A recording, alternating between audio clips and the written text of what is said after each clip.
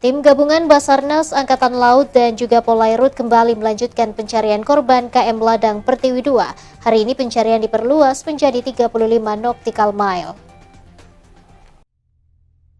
Memasuki hari kelima pencarian korban tenggelam kapal motor Ladang Pertiwi 2, tim gabungan dari Basarnas Angkatan Laut dan juga Polairut melanjutkan pencarian dengan metode yang sama di 4 area SAR dengan 5 alat utama yakni KN SAR Kamajaya, kapal belibis Polda Sulsel, KN Trisula KP LPL, dan 2 kapal nelayan.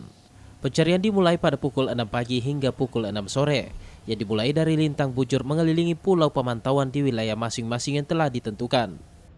Para petugas pencarian memperlebar lokasi pencarian yang kemarin hanya 30 nautical mil, kini diperluas menjadi 35 nautical mil dari tempat tenggelamnya kapal Ladang Pertiwi. Untuk hari ini, kemarin kami luas area pencarian 30 nautical mile. Untuk hari ini, hari ke-6 kita menambah luas area pencarian 35 nautical mile dengan pencarian kita sertakan 5 alut. Hingga saat ini, korbannya telah ditemukan sebanyak 32 orang dan 1 orang korban dalam keadaan meninggal dunia bernama Haja Hajra yang berumur 73 tahun. Rusmawan Dirara, Solebes TV.